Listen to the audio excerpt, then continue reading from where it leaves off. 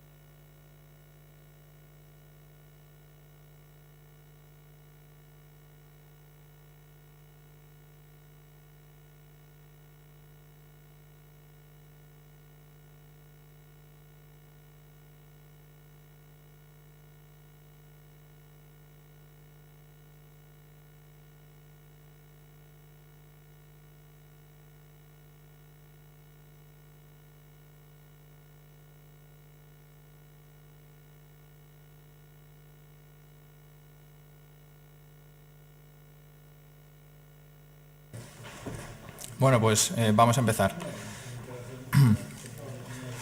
Muchas gracias por vuestra presencia. Soy Israel Feito, arquitecto y responsable de prescripción de Pladur, y me acompaña todo nuestro equipo técnico comercial en la zona noreste, que están en la última fila. Antes de empezar la charla o la presentación, os voy a hacer un breve resumen de la documentación que os lleváis, pues para que tengáis un poquito más conocimiento, ¿no?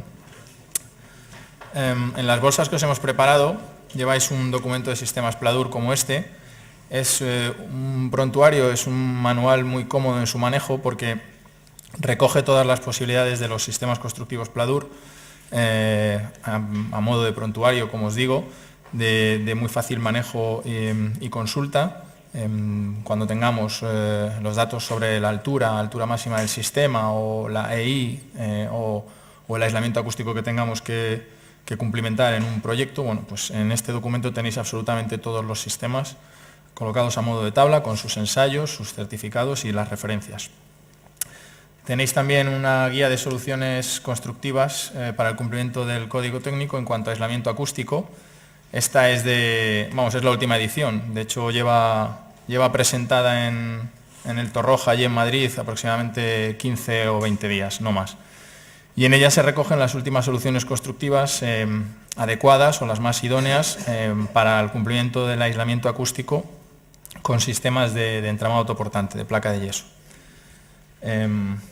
Y además lleváis dos catálogos, de lo que hablaremos al final de la charla, sobre los techos fonabsorbentes FON que venimos a presentaros en la última parte de esta charla, tanto el de techos continuos, que es este que tenéis aquí, como el de techos registrables.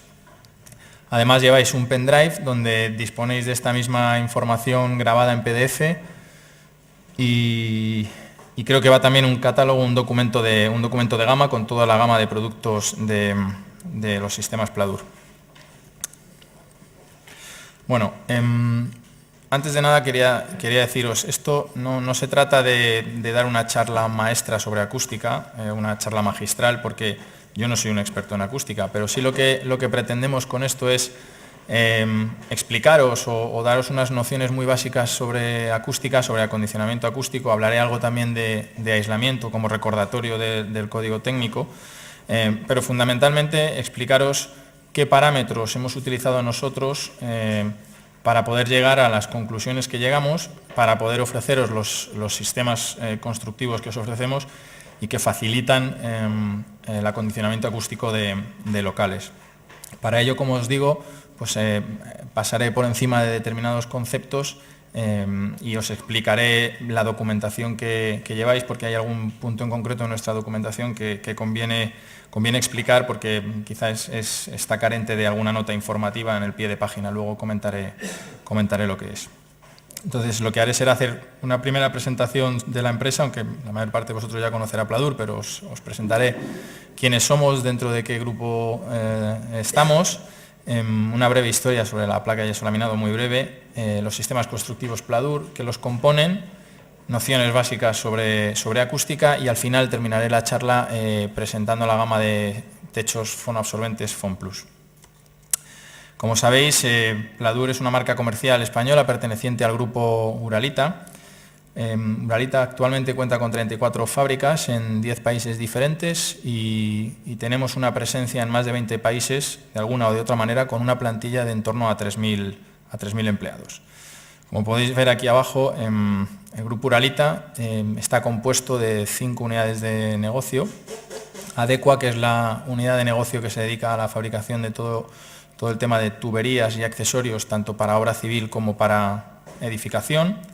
Covert, que es la unidad destinada a la fabricación de todos los sistemas de cubiertas, tejas y elementos constructivos de las mismas. Ursa, que es el fabricante de todos los aislamientos, lanas minerales y todo tipo de aislamientos.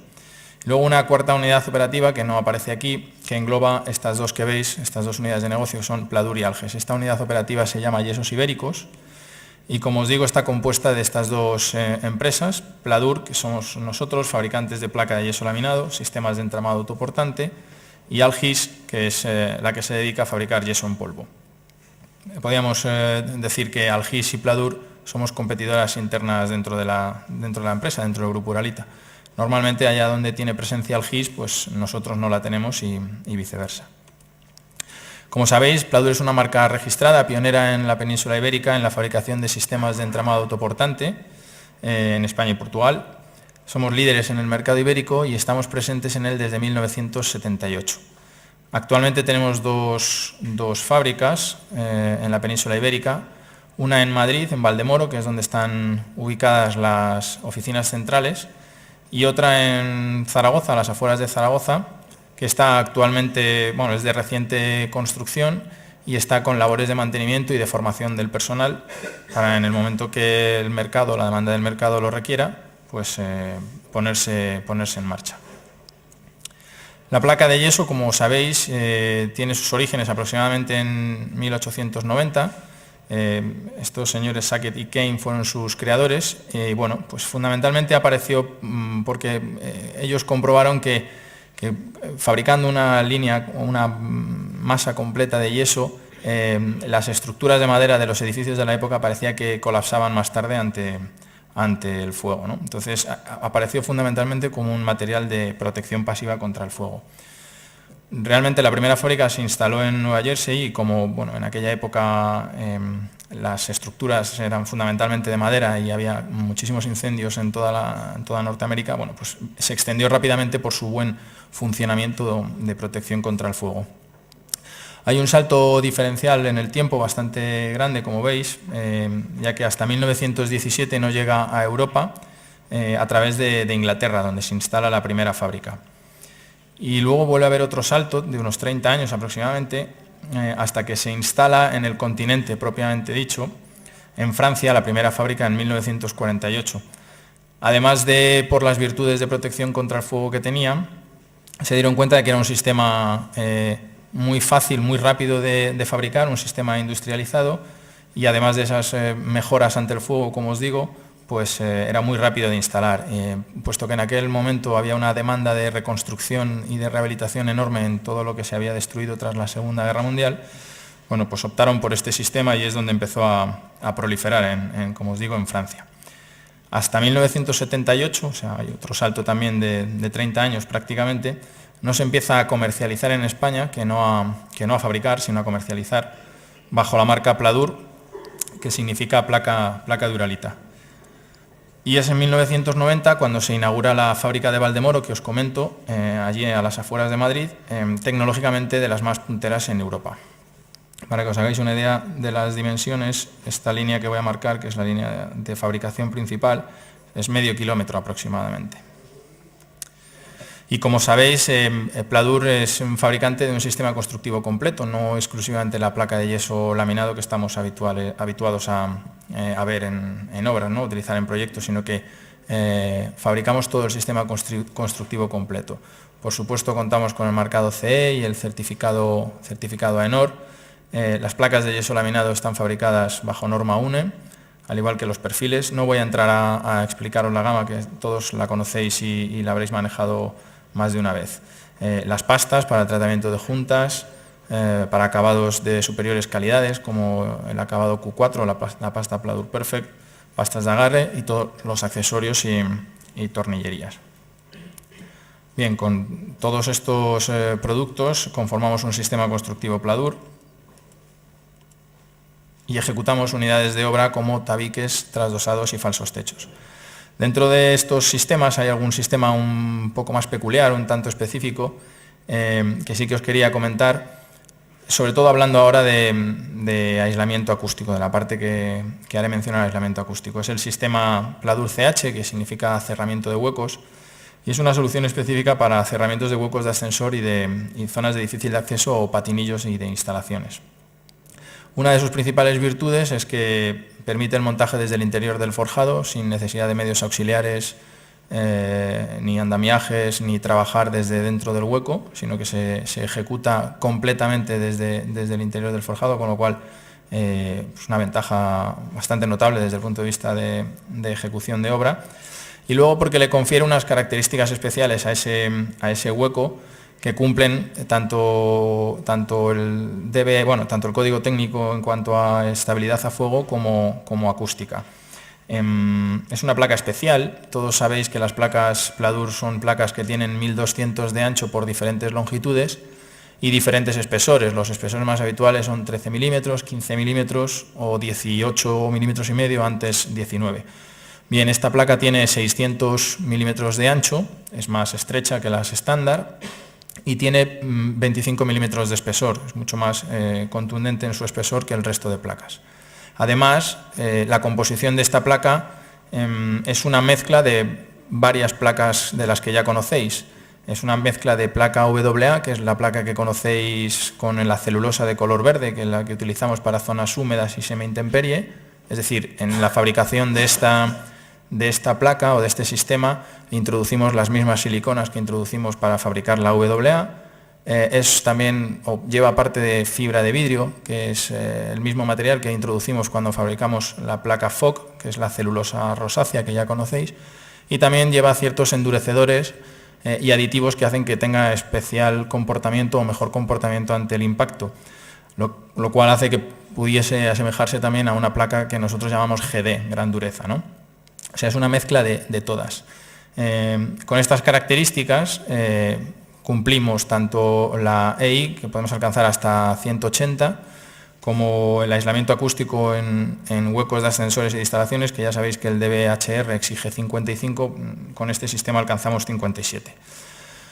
Es un sistema específico, como os digo, porque no es el sistema estándar de canales y montantes donde atornillamos y encajamos los montantes y atornillamos las placas, sino que las placas van encajadas dentro de los perfiles que tienen una forma especial, en forma de CH, para permitir ir introduciendo las placas en su interior. Por eso veis en la fotografía que las placas quedan, o sea, que los perfiles quedan vistos, ¿no? Porque la placa va introducida entre ellos. Además, luego se le complementa con placas FOC para alcanzar esa EI 180 que os comentaba, y absolutamente todo el sistema, todo el perímetro va con un sellador intumescente que también ayuda a la estanquidad del sistema, sobre todo desde el punto de vista de protección al fuego. Y además de las virtudes y ventajas que tienen los sistemas constructivos Pladur, no solo desde el punto de vista de decoración y diseño, sabéis que aislamiento acústico, de lo que hablaremos ahora, es un punto fuerte de los sistemas. El acondicionamiento acústico, que es de lo que venimos a hablar fundamentalmente hoy, resistencia mecánica, aislamiento térmico y eficiencia energética, y resistencia al fuego. Desde el punto de vista de la acústica y del acondicionamiento, cada vez en la actualidad hay más concienciación respecto a este tema del acondicionamiento. Ya lo había en cuanto al aislamiento, pero el acondicionamiento quizás estaba un poquito atrás, se quedaba un poco cojo. Ahora, evidentemente, porque tenemos una normativa que nos obliga a cumplir unas exigencias, de las que luego hablaremos, de tiempos de reverberación, pero sobre todo porque cada vez yo creo que hay más conciencia social en que el ruido es molesto y que puede generar problemas de varios tipos, ¿no? Desde problemas físicos, emocionales o, como veis aquí, cambios en nuestro día a día, ¿no? Irritabilidad, ¿no? Además hay datos que, bueno, determinadas fuentes, a mí la OMS me resulta una fuente bastante fidedigna, ¿no? O bastante fiable. Según la OMS, España es el segundo país más ruidoso del mundo tras Japón, y hay más de 12 millones de habitantes en España que sufren problemas de salud relacionados de una manera o de otra con la falta de confort acústico. Además hay algún dato de carácter local. Por ejemplo, en Madrid el año pasado había un registro de más de 70.000 denuncias al Ayuntamiento de Madrid por problemas de falta de confort acústico o molestias del vecino o de un ruido o de un bar, en fin. O sea que al final la gente cada vez más va manifestándose en contra del ruido, y nosotros tenemos que intentar buscar las soluciones para el mismo, ¿no? Hay varias clasificaciones de ruidos. Normalmente para caracterizar un ruido tenemos en cuenta varios factores, pero fundamentalmente el nivel de presión sonora, es decir, la intensidad con la que se emita ese ruido, las frecuencias en las que emitamos ese ruido y cómo se comporta ese ruido en el tiempo, su evolución temporal, si es muy periódico, si es aleatorio, si es constante o uniforme. Entonces, en función de estos parámetros, fundamentalmente desde el punto de vista de funcionamiento en el tiempo y de intensidades, hay una clasificación de ruidos, que es esta que veis aquí. Los clasifica en 4 tipos de ruidos. El uniforme es el ruido en el que no se perciben cambios significativos en el nivel de la señal. Cuando digo cambios no significativos, quiero decir, o la definición dice, que no haya una diferencia de más de 10 decibelios entre los valores extremos de esa señal. Son ruidos fundamentalmente ligados a bajas frecuencias, y todas estas están ligadas a motores, maquinarias, UTAs, aparatos de climatización. Es el típico ruido característico, ese constante de fondo que tenemos, de frecuencias muy bajas, y que sin darnos mucha cuenta pues es muy molesto, ¿no? Es de los más molestos que hay, las bajas frecuencias. El ruido fluctuante, que varía de forma anárquica, como puede ser el tráfico o murmullos en un espectáculo deportivo, son fluctuaciones muy puntuales. El ruido impulsivo, que transcurre en un periodo muy corto de tiempo, como puede ser el despegue de un avión o el paso de un ferrocarril, pero que en este corto periodo de tiempo, tiene unas diferencias o unos diferenciales muy altos, un gran incremento de la presión sonora en muy poco tiempo. Y luego el ruido de impacto, que es el ruido al que hace referencia el código técnico en cuanto a aislamiento, que es el denominado ruido de impacto, como puede ser el golpe de un martillo o un taconazo sobre un forjado. Las intensidades sonoras en principio se medían o se miden en pascales, las presiones sonoras, pero por una transformación logarítmica se convierten en decibelios, que es la unidad de medida que utilizamos cuando hablamos de cualquier tema acústico, tanto aislamiento como acondicionamiento. Como os decía antes, los rangos de frecuencias, también hay diferentes clasificaciones en cuanto a dónde empiezan las bajas y las medias o altas frecuencias. Pero bueno, una clasificación que es la que yo uso para dar estas charlas, porque creo que se acerca bastante, ya os digo, con variaciones. Podéis encontrar alguna otra clasificación donde las bajas no empiecen en los 20, sino en los 25. Pero bueno, en general se mueven en esta horquilla. Las bajas frecuencias entre 20 y 250 hercios, y como os digo, son las más molestas o muy molestas. Motores, equipos, maquinarias, aparatos de aire acondicionado, calefactores sonando. Las medias frecuencias, rangos entre 250 y 2000 hercios, y las altas frecuencias de 2000 hercios a 16.000 hercios. Si tuviésemos que ubicar la voz humana en una extensión frecuencial, también la clasificación dice que está entre los 80 y los 1000 hercios. Evidentemente dependerá del emisor. Ni todos los hombres tenemos o emitimos a la misma frecuencia, ni emitimos a las mismas frecuencias que las mujeres, ni ellas entre sí igual, ¿no? Pero vamos, por generalizar, entre 80 y 1000 hercios. Y si tuviésemos que definir en qué punto o en qué frecuencia está la mayor inteligibilidad de la palabra o de la voz, deberíamos ceñirnos en unas frecuencias entre 200 y 700 hercios. Todo, por supuesto, con matices, ¿no? Pero bueno, por dar una horquilla en la que movernos. Veis que hay una tabla de los umbrales de audición para frecuencias menores de 2000 hercios. Bueno, como podéis apreciar, a medida que se baja la frecuencia, el oído se vuelve menos sensible. El umbral de audición aproximadamente está en 15, más o menos, en 15 hercios aproximadamente. ¿Y de qué depende la transmisión del sonido en una sala como esta? Pues depende desde el punto de vista, depende del emisor, del receptor y de las vías de propagación que tenga ese sonido. Desde el punto de vista del emisor, que sería mi caso, depende de la intensidad sonora con la que yo emita y también de las bandas frecuenciales en las que yo esté emitiendo. Desde el punto de vista del receptor, en este caso vosotros, pues de la atención que estéis prestando, de la orientación que tengáis respecto al hablante, de la capacidad auditiva y, bueno, fundamentalmente de esos tres. Y dependiendo de qué depende la vía de propagación del sonido, pues de la distancia que tengamos, de las barreras que encuentre ese sonido, del ruido de fondo, si lo hubiera, y de la reverberación, que es el concepto en torno al cual gira el documento, el DBHR, en cuanto a acondicionamiento acústico, ¿no? El tiempo de reverberación o la reverberación de un local es la que hay que intentar limitar. A la derecha os he dejado una escala también extraído de un organismo europeo relacionado con la acústica, donde se pueden ubicar diferentes actividades del día a día o actividades relativamente cotidianas con sus intensidades sonoras, ¿no? Las intensidades sonoras que se pueden alcanzar realizando esas actividades. un susurro lo fija en 30 decibelios, una oficina silenciosa en 40, una conversación normal 60 decibelios, un restaurante ruidoso pues, por encima de 70, 75. Y fijaros que en 85 decibelios se fija el nivel máximo de exposición definido por la Unión Europea. Y en 96 el máximo autorizado para recintos públicos. Bueno, pues a veces, en muchas ocasiones, porque hay mediciones de ello, en las guarderías, en los colegios infantiles, por el efecto cóctel de contagio de unos niños con otros, al final van todos subiendo sus intensidades sonoras y los niños tienden a gritar todos más, ¿no?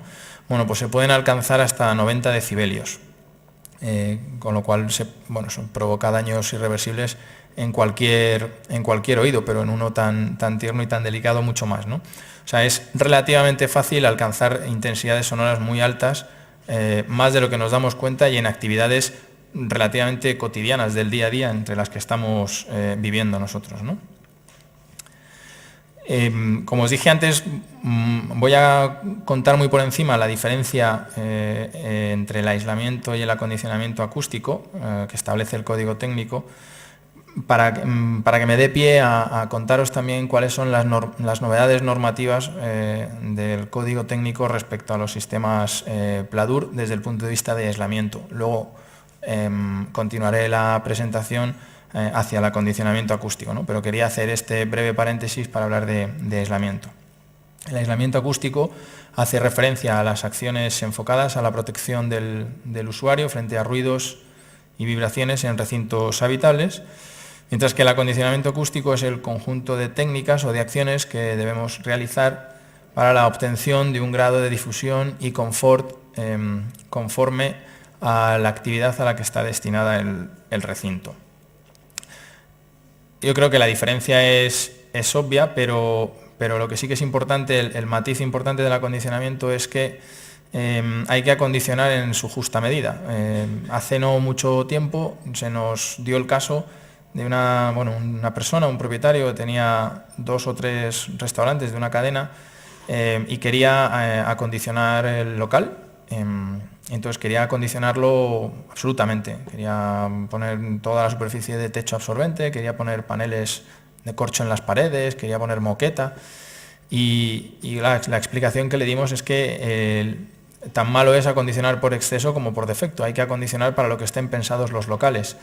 Si yo voy a tener en un local un concierto de piano o de violín y me excedo en el acondicionamiento acústico que introduzco o en la introducción de materiales con buena capacidad absorbente, convertiré ese recinto en un recinto apagado, que se denomina en acústica, y lo que conseguiré será ahogar el sonido que puedan emitir esos instrumentos, con lo cual el uso para el que está pensado esa sala no me servirá. Y el caso contrario, si voy a tener una sala de conferencias, un auditorio, un teatro, y me quedo corto en el acondicionamiento, pues conseguiré que haya mucha reverberación en el recinto y que no haya inteligibilidad, que no se escuche, o que el uso al que está destinado el local pues no sea el idóneo, ¿no? Entonces, todos los locales tienen que tener acondicionamiento, evidentemente, pero no todos necesitan el mismo. Una sala de cine no necesita el mismo acondicionamiento acústico que un restaurante por cuestiones obvias, ¿no? Y por supuesto, aislamiento y acondicionamiento son 2 cosas que hay que cumplir.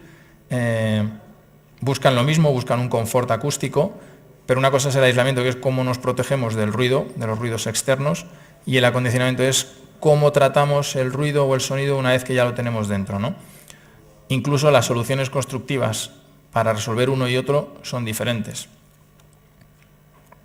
Por hacer un recordatorio entre la actual normativa acústica y la anterior, la CA88, básicamente en la anterior normativa consideraban los aislamientos en laboratorio del divisorio ensayado. Digamos que solo nos preocupaba qué pasaba con ese tabique divisorio entre 2 usuarios, y el DBHR habla ya de un aislamiento entre recintos, considera el edificio como un conjunto y se empieza a preocupar o hace especial hincapié en la transmisión por flancos, donde solo antes teníamos un posible punto de estudio o de especial atención en cuanto al aislamiento, pues ahora tenemos, entre 2 recintos, tenemos 13, poder tener hasta 13 puntos conflictivos. Además, introduce el DBHR ciertos conceptos que la CA88 no contemplaba. Uno es la inclusión del concepto del ruido ambiental y la obligación de la existencia de mapas acústicos en los municipios. Sabéis que es obligado que los municipios, los ayuntamientos tengan un mapa acústico. Si no lo tuviese, el Código Técnico da unos estándares mínimos que aplicar a la hora de estudiar el ruido ambiental. Incluye las exigencias del tiempo de reverberación y la absorción acústica en recintos, esto es novedoso. Y también define un suelo flotante por unidad de uso, zona común y recinto de instalaciones o actividad. Ahora explicaré un poco el concepto de único suelo flotante. Define los sistemas Pladur como sistemas de entramado portante con material absorbente en su interior siempre deben llevar material absorbente en su interior. Como decíamos, su objetivo es la protección de los usuarios frente al ruido y nos obliga a proyectar, construir y mantener nuestros edificios, limitando el exceso de ruido aéreo, ruido de impacto, que comentábamos al principio, ruido de instalaciones o reverberación. Y ahora el edificio será considerado como un producto que debe cumplir unas exigencias acústicas en su conjunto. Nos olvidaremos del aislamiento de los paramentos para estudiar el aislamiento entre recintos y las transmisiones por flancos. Esas son las tres posibles vías laterales de transmisión por flanco, más la transmisión directa. Entre dos recintos, si multiplicamos por 4 flancos, pues tenemos 13 puntos conflictivos que debemos tratar en conciencia para evitar esos puentes acústicos. Y en cuanto a las novedades o cambios normativos en la ejecución de los sistemas Pladur desde el punto de vista acústico, nos define 4 puntos a cumplir, ¿no? La introducción del material elástico y absorbente en su interior siempre, la incorporación de cintas estancas y acústicas en todo el perímetro, doble estructura en tabiques de separación de distintos usuarios, e interrupción de recrecido de forjados en separación de distintos usuarios, o lo que es lo mismo, interrupción de las unidades únicas de suelo flotante como existía antes. El orden adecuado de ejecución de los sistemas Pladur debería ser de todos los sistemas, pero voy a hablar de los sistemas Pladur. Hasta hace no mucho, cuando visitábamos una obra o íbamos a una obra de viviendas, fundamentalmente, no era poco habitual encontrarnos todo un trasdosado continuo realizado en la cámara y luego pues, se procedía al replanteo y ejecución de las diferentes unidades de vivienda o de los diferentes usuarios. Bueno, esto por código técnico, por lo que os he contado antes primero de la interrupción del suelo flotante y sobre todo de la separación de usuarios, está penalizado. El orden correcto de ejecución de un sistema constructivo Pladur sería, primero, acometeremos con nuestra separación de usuarios contra la fachada, de manera que interrumpiremos esa cámara continua, esa posible transmisión por flancos. Una vez que tengamos separados los dos usuarios, procederemos a trasdosar interiormente cada uno de ellos, a trabajar, digamos, dentro de su usuario y cerraremos la cámara de trasdosado. El siguiente paso sería replantear y ejecutar las separaciones internas de una propia vivienda, también de forjado a forjado, ahora lo veremos. Y por último, realizaremos los falsos techos de cada una de las viviendas o de cada una de las estancias de esas viviendas. Todo lo que no sea ejecutado con este orden seguramente dará problemas desde el punto de vista acústico seguro. Una de las condiciones que nos marca el código técnico y que debéis exigirlo así es la existencia de bandas estancas y acústicas en todo el perímetro. Normalmente se coloca o se debe colocar una banda estanca en el arranque inferior, en el canal inferior, y en el resto del perímetro, salvo que sea un encuentro, como os digo, de interrupción de usuario contra fachada o similar, en el resto del perímetro se colocan fieltros acústicos. Esto, como os digo, lo debéis exigir porque el código técnico así lo define, ¿no? Y nuestros sistemas, dentro de todas estas accesorios o productos que os dije que fabricábamos, también fabricamos las cintas y las prescribimos. Entonces, lo lógico y lo idóneo es que todos los sistemas lleven este tipo de arranques. Veis a la izquierda una resolución de un trasdosado con la banda estanca en el arranque. siempre de forjado a forjado. En el forjado superior lo habitual es colocar un fieltro acústico, no banda estanca. En el de arranque, como os digo, siempre una banda estanca. Y aquí en estos dos ejemplos, si veis el de la derecha, que sería una interrupción o una separación entre dos usuarios, veis que estamos metiendo una doble estructura con 5 placas, y el arranque de esa estructura, el encuentro de esa doble estructura o de ese sistema Pladur contra la fachada, debe realizarse también con juntas estancas. Sin embargo, si realizamos, como decíamos antes, los trasdosados dentro de cada uno de estos usuarios, veis que está marcado con una elipse roja. Ese arranque de ese trasdosado, una vez que ya hemos diferenciado los usuarios, ese arranque se hace con una junta de fieltro, un fieltro acústico. Abajo a la izquierda veis un arranque del sistema de separación de usuarios y veis cómo el suelo flotante se interrumpe, el recrecido se interrumpe, el sistema Pladur debe ir hasta el forjado. En el caso del encuentro con el forjado superior, lo mismo. Independientemente de que tengamos una separación de usuarios realizada con un sistema de doble estructura Pladur o un sistema de fábrica con trasdosado Pladur a ambos lados, siempre la ejecución debe ser la misma. ¿Veis? En el caso de la derecha, los fieltros acústicos en el arranque de cada uno de los canales superiores, la lana en el falso techo, por supuesto, y si tuviésemos el encuentro de un falso techo contra fachada, como lo veis arriba, deberíamos doblar ese material absorbente en el tramo de fachada que quedase descubierto. No basta con ponerlo en horizontal, sino que la ejecución correcta sería doblar contra la fachada. Dos ejemplos más, tanto en el arranque con fábrica de ladrillo como en el encuentro superior. Y si retomásemos el tema del acondicionamiento, porque como os digo, simplemente quería pasar por encima para marcar las diferencias entre aislamiento o recordarlas entre aislamiento y acondicionamiento y qué nos decía el código técnico que debemos cumplir en cuanto a aislamiento desde el punto de vista de sistemas Pladur, que lo tenéis mucho más desarrollado en el documento que os conté al principio de ATEDIA-FELMA. Ahí tenéis absolutamente todas las soluciones, las más idóneas, dependiendo de los casos que tengáis que cumplimentar para cumplir con el aislamiento acústico. Y acondicionamos por normativa, por el DBHR, como sabemos, y por otras ordenanzas municipales que suelen ser de carácter más restrictivo. Y aquí os voy a hacer un comentario que me sorprendió porque hace 15 días estuve en una charla en el Colegio de Industriales en Madrid, una charla sobre lo mismo, sobre acondicionamiento, y había personas, los responsables de todo el tema de aislamiento y acondicionamiento del ayuntamiento, y han sacado, no he tenido tiempo de mirarla en profundidad, pero han sacado una reforma, una remodelación de la ordenanza que ya existía, una modificación, y en esa ordenanza eliminan el concepto del tiempo de reverberación como concepto a utilizar para el acondicionamiento de locales. No sé qué concepto utilizarán porque, como os digo, ni lo explicaron ni me ha dado tiempo a leerme la ordenanza, ¿no?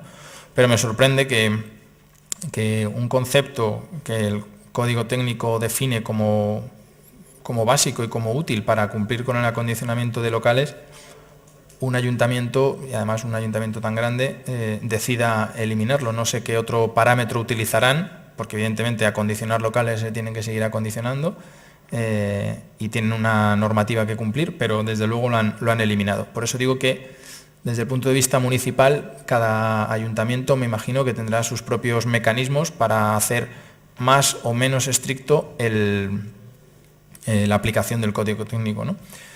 Por confort acústico, por calidad y por salud también debemos acondicionar para mejorar la comunicación, la comprensión y la funcionalidad de los recintos, lo que hablábamos antes, que los recintos funcionen para lo que están pensados, para reducir riesgos laborales y para mejorar la productividad. Se supone que en un entorno confortable acústicamente y térmicamente, pues todos estamos más a gusto, trabajamos más a gusto y la productividad supuestamente aumentaría. Hay muchas definiciones de confort acústico, seguro que cada uno de nosotros tenemos nuestra propia definición de lo que es confort acústico, ¿no? Pero bueno, por definir alguna, es aquella situación en la que el nivel de ruido provocado por las actividades humanas resulta adecuado para el descanso, para la comunicación y para la salud. y añadiría, y para que el recinto para el que está pensado ese uso, pues funcione como tal, ¿no? O funcione adecuadamente. Fundamentalmente, para verificar el cumplimiento desde el punto de vista acústico y recomendaciones acústicas, son 3 los parámetros que se manejan: el acondicionamiento, la absorción acústica dentro de un espacio, que la veremos ahora, el aislamiento, que ya hemos hablado, entre recintos o entre espacios contiguos, y el tiempo de reverberación.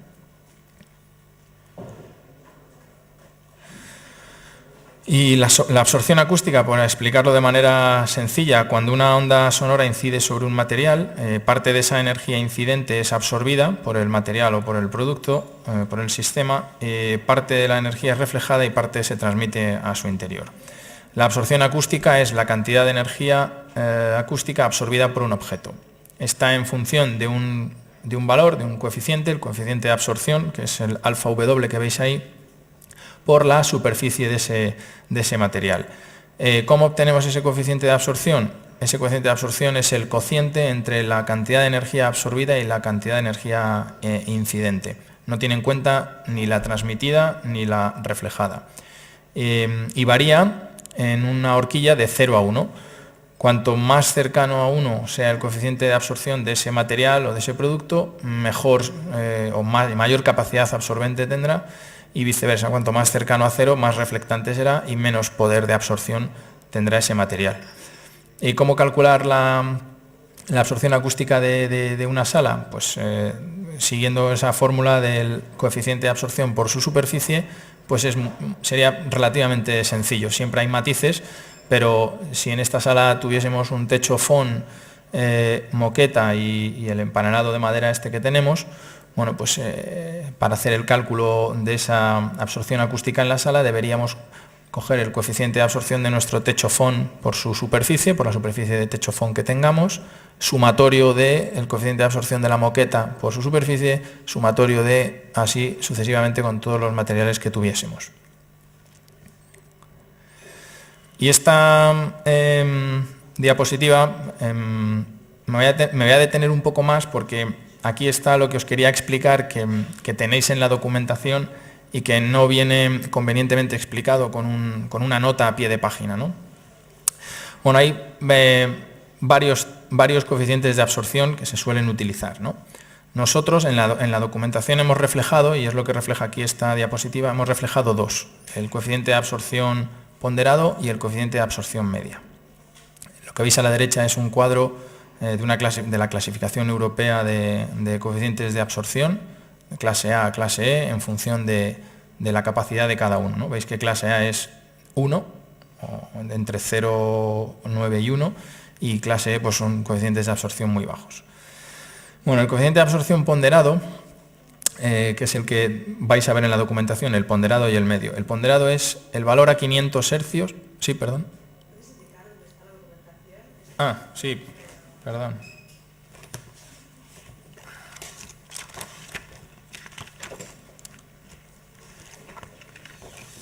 Mirad, en este documento, por ejemplo, en el techos continuos, creo que es sí. En la página 14 tenéis todos los modelos, en este caso de techos continuos, luego explicaré la gama, y veis que hay la definición del modelo, hay 3 columnas, ¿no? El alfa W, el NRC, que es otro índice, el alfa M y el porcentaje de perforación, la referencia de ensayo, etc., ¿no? Yo voy a hablar del alfa W, que es el coeficiente de absorción ponderado, y del alfa sub M, que es el coeficiente de absorción media, ¿vale? Ahora os explicaré la diferencia entre uno y otro. Como os decía, el coeficiente de absorción ponderado es el valor a 500 hercios de la mayor curva normalizada entre 250 y 4000 hercios cuando la diferencia entre esas curvas sea menor de 0,1. ¿Esto qué quiere decir?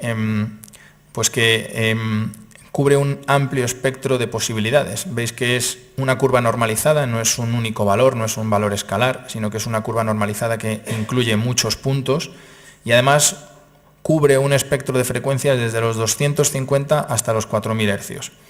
Digamos que si no tuviésemos claro o un estudio acústico conciso en el que supiésemos en qué frecuencias va a funcionar ese ese espacio o qué frecuencias van a ser las que prevalezcan en ese espacio, lo recomendable, porque cubre una amplia gama de posibilidades, es utilizar el coeficiente de absorción ponderado. De hecho, es el coeficiente de absorción al que casi siempre se hace referencia, ¿no?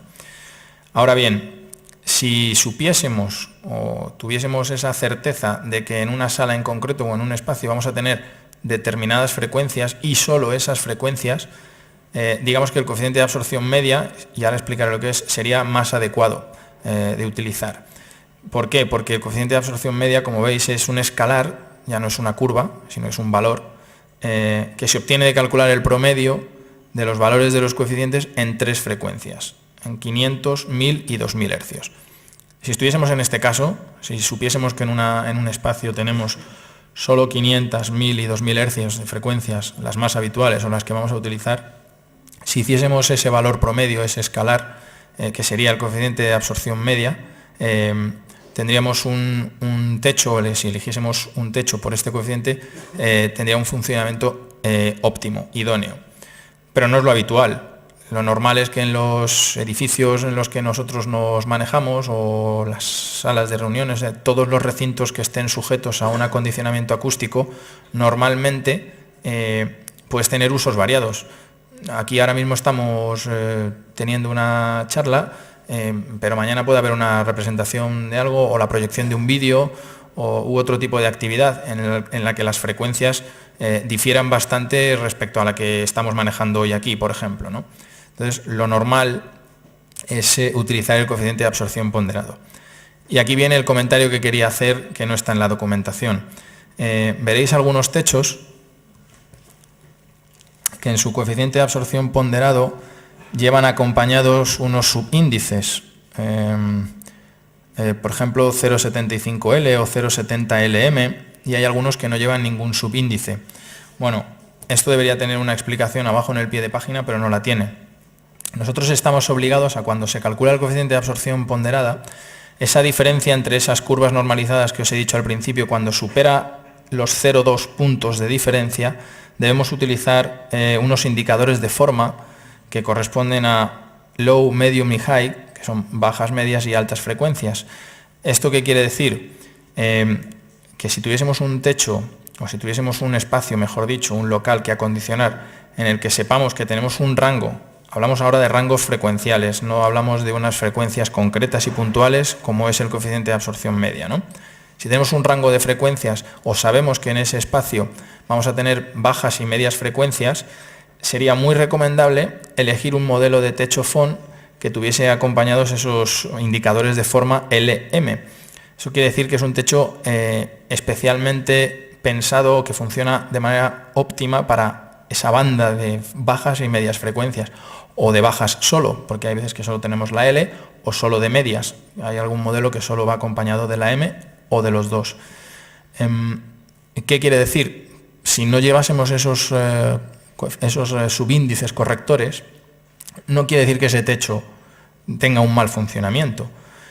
Pero si tuviésemos que elegir entre por ejemplo, sabemos que tenemos bajas y medias frecuencias. Si yo tuviese que elegir entre un techo que es 0,70 de coeficiente de absorción LM o 0,80 a secas, probablemente me convenga más colocar el 0,70 LM. Tienen menos coeficiente de absorción, pero para esas frecuencias que sé que voy a tener en el local, funciona mucho mejor que el que solo a secas tiene 0,80, aunque tenga más coeficiente en sí mismo, ¿no?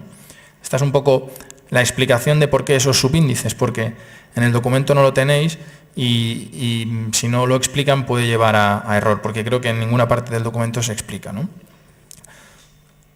Entonces, básicamente, estos dos son los coeficientes con los que nosotros trabajamos. Como os digo, hay un tercer índice, el NRC, que es un índice más anglosajón. Se suele utilizar, sobre todo se utiliza mucho en techos registrables, más que en techos continuos, pero bueno, también tenéis ese índice en la documentación por si tuvieseis que manejaros con él.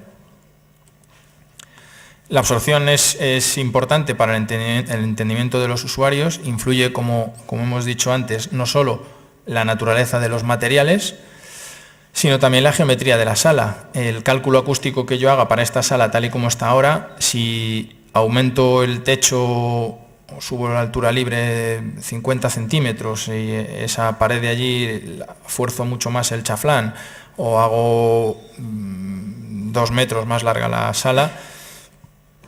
Habrá variaciones, no sé cuáles, pero seguro que hay variaciones porque, en cuanto al cálculo acústico, porque la geometría de una sala es fundamental y el volumen.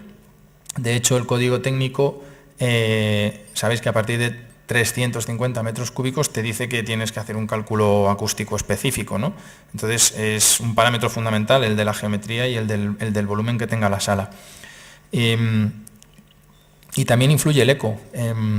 El eco no es que lo que a veces se piensa es la reverberación. No es que tengo mucho eco en la sala, es que esa reverberación no tiene nada que ver. Una cosa es el tiempo de reverberación y otra cosa es el eco. El eco es el hecho físico de rebotar las ondas sonoras contra los materiales que tenga en una sala. Y el exceso de eco en una sala me puede provocar desorientación y falta de atención y de concentración. Puede provocar que el discurso sea difícil de entender y puede provocar lo que os decía al principio de las guarderías, puede generar ese efecto cóctel, ese contagio, que todos aumentemos el volumen, las intensidades sonoras y que por lo tanto para entendernos tengamos que llegar a gritarnos y a producir esos daños irreversibles en la audición. Y aunque el código técnico no dice nada, no hace referencia a la comprensión de la palabra, ni a los índices que los miden, ni de dónde salen, sí que quería contároslo porque creo que esto que estamos teniendo aquí nosotros es muy habitual. O sea, muy habitual tener una charla, ir a una presentación o, sin ir más lejos, ir a una clase, una universidad, un colegio, ¿no? La comprensión de la palabra es la expresión que describe la calidad de la escucha y la comprensión de los mensajes en una sala, y la comprensión de un mensaje oral depende de varios factores, fundamentalmente de la buena percepción de las consonantes. Y este índice que os cuento ahora, el STI, este lo sacó un investigador holandés poniendo en una iglesia, es decir, un recinto que en acústica se denomina vivo, porque carece de materiales absorbentes. Bueno, pues en una iglesia colocó diferentes personas ubicadas en distintos sitios, y lo primero que hizo fue pronunciar vocales y luego pronunciar solo consonantes. Y describió, les preguntó cómo percibían cada uno de ellos las consonantes desde las posiciones que tenían respecto a la suya. Con varios estudios reiterativos de este tipo, pues llegó a una serie de conclusiones. Lo primero, que en un mensaje lo que más se comprenden, o para que un mensaje sea comprensible, son las consonantes las que nos hacen que se comprendan, ¿no? Más que las vocales. Segundo, que influía lo que ya hemos comentado, la señal de la palabra en sí misma, la dirección que tenía el sonido o la emisión respecto de los oyentes que él había colocado en la sala. El nivel de ruido de fondo también influía, pero solo cuando superase el valor de su señal en más de 12 decibelios. Es decir, si aquí midiésemos un ruido de fondo y superase en 12 decibelios el nivel de señal con el que yo estoy emitiendo, lo tendríamos en cuenta. Si no lo superase, sería inapreciable desde el punto de vista del índice del estudio este. La disposición del local o geometría, como hemos dicho, también influye, y el tiempo de reverberación del recinto y la existencia de ecos. Bueno, pues según este estudio y según la clasificación del STI, del índice este, por ejemplo, para un aula de clase, que es una actividad muy habitual, el nivel debería ser preferentemente superior a 0,6 para que sea un discurso inteligible y comprensible. Todo lo que esté por debajo de 0,6 tendríamos problemas de comprensión en un aula, ¿no? Aquí a la derecha veis que hace una clasificación no solo de comprensión o inteligibilidad de sílabas, sino también de palabras y de frases. Es un estudio muy extenso. Y simplemente lo que quería era daros esta pincelada por si en algún momento tuvieseis que manejar un proyecto o tuvieseis entre manos este índice, saber, aunque seguro que alguno ya lo ha tenido que manejar, bueno, pero saber un poco de dónde viene y cuál es su objetivo. Y el tiempo de reverberación, que es el concepto estrella de esto del acondicionamiento y es el único referente que nos da la normativa para hablar de acondicionamiento, Lo define como el tiempo que transcurre desde que el foco emisor se detiene súbitamente hasta el momento en el que el nivel de presión sonora desciende 60 decibelios respecto de su valor inicial. Es un tiempo, el tiempo de reverberación obviamente se mide en segundos, se puede calcular con la fórmula de Sabin que veis ahí abajo. Veis que está relacionado con la absorción acústica, el alfa, el coeficiente de absorción del producto del sistema por su superficie. Y bueno, pues si este tiempo de reverberación es muy elevado, como puede ser el caso de una catedral, más de 4 segundos, pues esos recintos, como os digo, se denominan vivos, y cuando es un tiempo de reverberación más contenido, más limitado, menos reverberante es la sala y se denominan recintos apagados. Y esto es lo que dice el código técnico, nuestro código técnico sobre cumplimiento de acondicionamiento acústico. Estos son los límites de tiempo de reverberación que tenemos que cumplir y las casuísticas o las tipologías edificatorias en las que debemos cumplirlos, ¿no? A mí, a bote pronto, y sin conocer muchas normativas europeas, pero por no irnos muy lejos, la normativa portuguesa, por ejemplo, en cuanto a acondicionamiento acústico, es mucho más rica, mucho más extensa, porque no solo fija determinados estándares o tiempos de reverberación a cumplir por tipologías edificatorias, por cierto, mucho más extensas que estas, sino que dentro de algunas tipologías, como por ejemplo hospitales, no define los mismos cumplimientos de tiempo de reverberación en un pasillo, en una sala de espera o en unos despachos, estando dentro de la misma tipología edificatoria. Y aquí, como veis, pues lo resolvemos de una manera muy sencilla. Para aulas y salas de conferencias, siempre volúmenes menores de 350 metros cúbicos, por encima o en determinadas salas como auditorios, teatros, cines, un poco más específicos, ya requieren un estudio. Bueno, pero en lo que nos podemos encontrar en nuestro día a día, aulas y salas de conferencias menores de 350 metros cúbicos vacías, 0,7. Ese es el tiempo de reverberación a cumplir. Vacías con butacas, 0,5. Y luego en restaurantes y comedores, 0,9. Claro, no te dice tampoco cómo tienes que... Bueno, sí, dice el código técnico, hay una parte, el DBHR, en cuanto a acondicionamiento, hay una frase que dice: se realizará el acondicionamiento, algo así, se realizará el acondicionamiento acústico en función de la lógica del proyectista o de la lógica del... Bueno, pues la lógica de cada uno es muy diferente, yo creo. O sea, no es una guía muy práctica el decir, bueno, pues coloca los materiales absorbentes en función de la lógica, porque si nos dejásemos llevar por la lógica y nos ponemos en el ejemplo que os he contado antes del señor que tenía 3 restaurantes, habría forrado todo. O si le dice el estudio que tiene que poner solo 35 metros cuadrados de material absorbente, ¿dónde los pongo? Los pongo todos en la puerta, cerca de la cocina, encima de las mesas, repartidos homogéneamente, de manera aleatoria, en paredes, en techos. O sea que queda un poco al libre albedrío esto del acondicionamiento. Y luego hay una tercera subdivisión, más allá de salas de conferencias y aulas y restaurantes y comedores, que es como un gran cajón desastre donde parece que meten todo. Edificios de uso residencial público, docente y hospitalario. Aquí yo, por ejemplo, no veo referencia a edificios comerciales, porque está claro que dentro de un gran centro comercial, dentro de cada uno de esos locales, una tienda pues tendrá su acondicionamiento. Un restaurante, por supuesto, además tiene unas limitaciones que cumplir, ¿no? 0,9 segundos. Pero y en las zonas centrales, en los atrios, en las zonas comunes de esos grandes centros comerciales que todos estamos acostumbrados a visitar, el código técnico no dice nada sobre acondicionamiento. Y creo que son zonas también susceptibles de acondicionar. Y como os decía, en la última división, edificios de uso residencial público, docente y hospitalario, ni siquiera nos habla de tiempo de reverberación. Nos dice que, además un caso en concreto, en zonas comunes con recintos protegidos con los que se compartan puertas, tenemos que implementar un área de absorción sonora o tener un área de absorción sonora equivalente a 0,2 metros cuadrados por metro cúbico del recinto.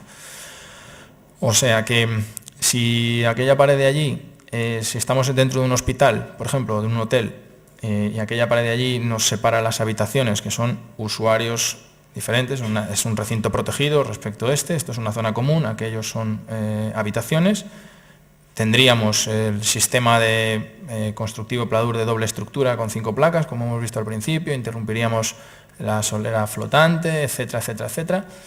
Y tenemos puertas por las cuales accedemos a las habitaciones. Bueno, pues lo que dice simplemente es que aquí, en este pasillo, en esta zona común donde ahora estamos, debemos implementar debemos tener una absorción sonora equivalente a 0,2 metro cuadrado por metro cúbico del recinto, de este recinto. Ni me dice tiempo de reverberación a cumplir, ni dónde tengo que implementar esos materiales absorbentes. Lo puedo resolver con una moqueta, lo puedo resolver con un techo, dónde lo coloco, cómo lo coloco. O sea, queda un poco pues también a la libre elección del proyectista, ¿no? De manera que, sin ser una crítica, que lo es, o sin querer ser una crítica, a mí me parece que nos queda bastante tramo que recorrer o camino que recorrer en esto del acondicionamiento. Porque es que además, como sabéis todos, que todos los documentos básicos los están revisando y están saliendo modificaciones constantemente. Si no estoy equivocado, la modificación que se ha hecho sobre el código técnico, el DBHR, tanto en aislamiento como en acondicionamiento, que es de lo que estamos hablando ahora, simplemente se ciñe o se centra en hablar no de obra nueva, como es este documento, que es el documento original, sino en hablar de cómo acondicionamos o cómo hacemos un aislamiento en reformas, en ampliaciones o en rehabilitaciones, es decir, cuando tengamos que actuar en edificios ya existentes. Pero no da estándares nuevos, ni profundiza, ni fija nuevos parámetros de cumplimiento. Simplemente nos dice, bueno, pues eso, cómo tenemos que acondicionar si nos encontramos ya un local existente o cómo hacer un aislamiento cuando realizamos una reforma o una ampliación de un edificio. Entonces, seguimos con estos niveles de cumplimiento y seguimos, desde mi punto de vista, con esta indefinición. Pero bueno, es la normativa que tenemos y es con la que tenemos que trabajar. Esto es lo que os contaba antes del recinto vivo y apagado. Son dos recintos totalmente opuestos, una iglesia o una biblioteca o una sala de audición, ¿no?, de grabación. Y fundamental, el concepto básico del acondicionamiento es que hay que acondicionar en su justa medida, ni por exceso ni por defecto, ¿no? Lo que necesite el local en concreto para que en él se desarrollen las actividades para las que están pensadas, ¿no? Y desde Pladur, ¿cómo podemos facilitar o cómo podemos ayudar a ese acondicionamiento acústico? Pues con la gama de techos fonoabsorbentes que os voy a presentar ahora brevemente. Mirad, el techo FON, los techos acústicos FON, favorecen el acondicionamiento acústico fundamentalmente por tres factores, ¿no? Por tres temas. Primero, por el efecto membrana. La propia masa de la placa hace que tenga absorción o que tenga buena absorción o buen comportamiento a bajas frecuencias. Por el efecto resonancia, sabéis que son los techos microperforados. Bueno, pues estas microperforaciones o estas perforaciones funcionan como trampas para el sonido y hacen que funcione bien este techo a medias frecuencias.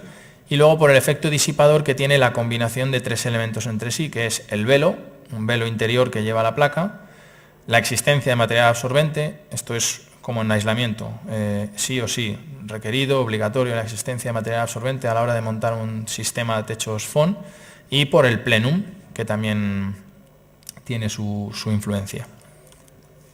Si hablásemos de cada uno de estos elementos, de la placa, del material absorbente, del velo y del plenum, podríamos llegar a determinadas o a ciertas conclusiones. Uno, hemos dicho el espesor de la placa influye. Una placa de 13 absorbe bien, una de 15 absorbe mejor a bajas frecuencias. Cuanto más espesor, más densidad de la placa, mejor absorción a esas bajas frecuencias, como os digo. Pero sabéis que estas placas, como digo, están perforadas. Bueno, aquí veis un ejemplo en el que las perforaciones, las formas de las perforaciones, hay perforaciones circulares, cuadradas o rectangulares, no tienen absolutamente ninguna influencia en que absorba más o menos un techo. Lo que influye es el porcentaje de perforación que presente la placa. Veis aquí una comparativa, tanto izquierda a derecha, son dos sistemas, es decir, el mismo sistema resonador, la misma placa, con un porcentaje de absorción similar una y otra. Una presenta perforaciones cuadradas y otra presenta perforaciones redondas. Veis que sobre todo a bajas, medias frecuencias, las curvas incluso están superpuestas, o sea, no hay absolutamente ninguna variación en su comportamiento acústico. A partir de las medias altas frecuencias es donde hay esas variaciones de las curvas, y esto es debido al efecto disipativo de la segunda parte del sistema, del velo, de la lana o del material absorbente y del plenum, ¿no? Pero en cuanto a formas de perforaciones, no tienen absolutamente ninguna influencia la forma que tengan, sí el porcentaje de perforación. Pero un porcentaje hasta un punto. Nosotros, el sistema, el techo que más porcentaje de perforación tiene, me parece que está en torno al 23 y pico, 23,6, una cosa así, no lo sé de memoria. A partir de 25 un 30% de perforación en la placa, los estudios arrojan un resultado, bueno, dicen que la placa se comporta como una gran placa, como un gran agujero en la placa, como si fuese un material absolutamente transparente al sonido, de manera que no funcionaría el sistema, no tendría ningún tipo de barrera ni oposición el sonido. Entonces, es importante el porcentaje de perforación y además saber que hay un límite de porcentaje, ¿no?, de perforaciones en la placa. En este caso estamos hablando de en torno a un 25 un 30%. De ahí hacia arriba no tendría ningún funcionamiento el sistema. Y si hablamos del material absorbente, pues fijaros, lo primero que vemos en esa gráfica es que de colocar un sistema sin material absorbente a colocarlo con material absorbente, vemos lo primero, que la frecuencia no es la misma. O sea, si metemos un material absorbente, en este caso 30 milímetros solo, veis que el espectro de frecuencias donde tiene el pico máximo de absorción, el resonador, se retrasa de 850 a 400 hercios. Y además veis que de no tenerlo a tenerlo sube de 0,7 de coeficiente de absorción más o menos a casi 1, 0,9. Con lo cual el material absorbente es fundamental en el funcionamiento de estos sistemas. Veis arriba a la derecha una comparativa con otro espesor de lana, en este caso introduciendo 50 o sin introducir, veis el salto diferencial que hay, ¿no? Y dentro del material absorbente, de introducirlo, que ya hemos dicho que es fundamental, influye también su densidad y el espesor que le demos a ese material. Antes de continuar, aclararos que en la documentación que tenéis, estos ensayos, todos esos modelos con esos coeficientes de absorción ensayados y el ensayo de referencia, están ensayados con unas condiciones concretas. Es decir, están ensayados con un plenum de 600 y con doble lana de 40, con lana de 80, de densidad media-baja. Claro, es imposible cubrir en un documento técnico comercial todas las posibilidades de plenum, de tipos de lanas, de densidades de lanas. Se supone que estos ensayos y estos coeficientes de absorción son ensayos óptimos y ensayos de circunstancias o de situaciones habituales, pero me podéis decir, y bueno, y si yo no tengo un plenum de 600, lo tengo de 400 o lo tengo de 900, ¿cómo se comporta ese techo? Bueno, no habrá, cumpliendo determinados criterios que damos, no habrá muchas variaciones, pero las habrá. Entonces, para eso estamos desarrollando una herramienta, un software en colaboración con la Universidad de Zaragoza, con el Departamento de Vibroacústica, que es quien nos asesora en todos estos temas de acústica, que se llama PredictPhone. Por lo que me cuentan, creo que va a estar disponible en nuestra página web para que la podáis descargar de manera gratuita después del verano. Y eso lo que nos permitirá será introducir de manera muy sencilla y muy rápida todas las características que tenga nuestra obra, en este caso nuestro proyecto. Es decir, podremos jugar entre varios tipos o varias distancias de plenum, podremos jugar con diferentes tipos de lanas, diferentes tipos de densidades, diferentes situaciones en general de las que nos podemos encontrar en los proyectos. Y eso lo que nos dará será una predicción, PredictPhone, sobre aproximadamente qué coeficiente de absorción y en qué tiempos de reverberación nos movemos. Eso nos permitirá ajustar un poco más y no estar tan perdidos a la hora de proyectar. Retomando el tema de la lana, como os decía, influye su espesor y su densidad. Veis a la izquierda una comparativa del mismo sistema con lana mineral de 75 o lana mineral de 80. Veis que... ¿Es mi teléfono? No, pues sí, disculpadme.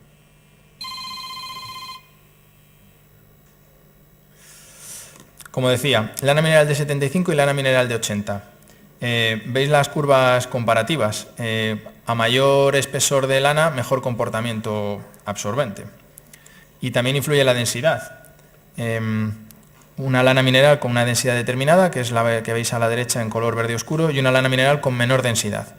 Funciona mejor con lanas minerales de baja y media densidad, por una cuestión obvia. Si nosotros introducimos un material absorbente muy denso, una vez que esos sonidos o esa onda sonora pase por las perforaciones y llegue al sistema, a la segunda parte del sistema, que es el velo, la lana y el plenum, pues esa lana mineral muy densa servirá de barrera y no tendrá ese efecto disipativo que debería tener para que ese sonido disipe en esa lana y luego pase al plenum y termine de disipar, ¿no? Entonces, lo recomendable es lanas minerales de baja o media densidad para este tipo de sistemas. Y, por supuesto, pues a mayor espesor, mejor, porque más espacio para disipar tiene la onda sonora, ¿no? Y el plenum, que hemos dicho que también influye, es la última parte del sistema que tiene o que entra en funcionamiento. Veis aquí una gráfica comparativa de un sistema con un 8,7% de perforaciones, 13 milímetros de espesor, 75 milímetros de lana de vidrio y un plenum de 300 o de 600. Veis que, sobre todo a partir de 700-800 hercios, está por encima, que es donde empieza a funcionar realmente la segunda parte del sistema, está por encima el plenum de 600 respecto al ejemplo del plenum de 300. A mayor plenum, mejor funcionamiento del sistema. ¿Por qué? Por el propio efecto disipativo del aire. Y el velo, que parece que tiene una importancia menor en el sistema, pues también tiene su peso específico, no solo desde el punto de vista primero decorativo. La existencia del velo nos impide que veamos a través de las perforaciones la lana o el plenum, en este caso la lana, que deberíamos llevarla, sino también tiene un efecto disipativo de esas ondas sonoras. El velo debe tener, y de hecho nos costó bastante a la hora de fabricar, nos costó bastante dar con el velo adecuado, debe tener la suficiente permeabilidad como para que no funcione como barrera a esas ondas sonoras una vez que pasan por las perforaciones. Es un poco el mismo ejemplo que la lana, ¿no? Que el material absorbente. La densidad del velo influye en la disipación de las ondas y optimizará la capacidad de absorción del sistema. Si fuese un velo muy tupido, pues generaríamos una barrera a esas ondas y no permitiríamos que el sonido siguiese su proceso natural, que sería entrar en el material absorbente y en el plenum.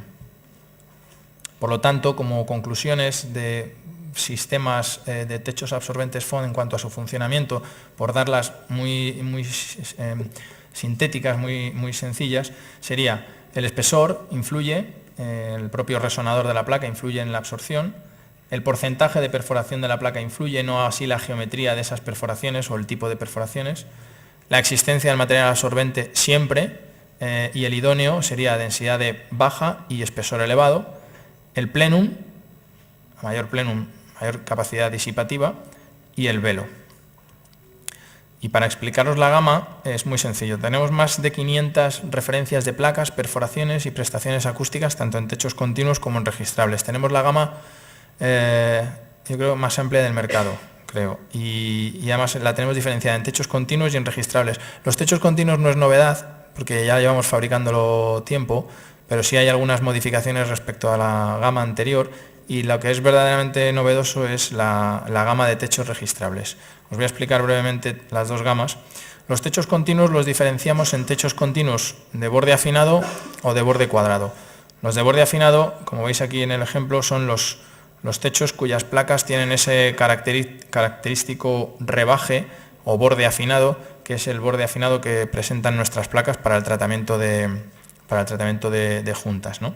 Por eso veis cuando veis un techo FON borde afinado, como veis en la imagen, lo veis montado, lo veis terminado ya, instalado, veis esas entrecalles de placa lisa característica, ¿no?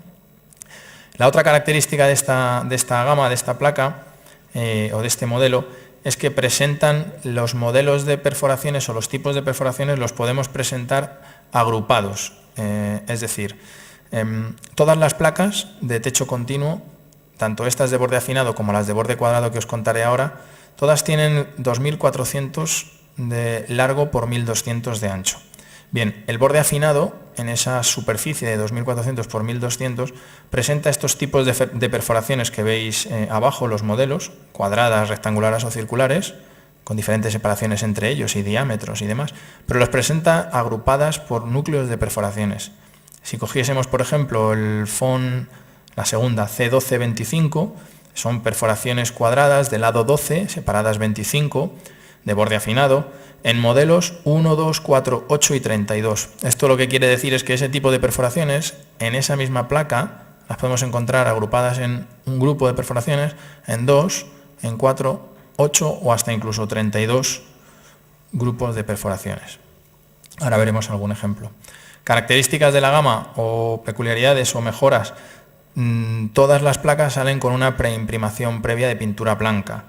Esto, además de conferirle desde luego un valor añadido desde el punto de vista estético, porque incluso se han llegado a instalar sin necesidad luego de pintar, aunque lo recomendable es pintar, lo que le confiere es una protección especial a los rayos ultravioleta. Sabéis que las celulosas que se utilizan en las placas de yeso laminado son celulosas que contienen lignina, que está en la naturaleza, y cuando reciben rayos ultravioleta, bueno, pues a veces amarillean. En esta gama en concreto ese problema está resuelto porque sale con una, como os digo, una imprimación previa y con un valor añadido de calidad innegable. Estos son los coeficientes de absorción de todos esos modelos que os he adelantado antes, ¿no? Veis por modelos y por grupos de perforaciones. El C818, por ejemplo, en sus 4 posibilidades, con sus coeficientes de absorción ponderados. Lo tenéis todo en la documentación.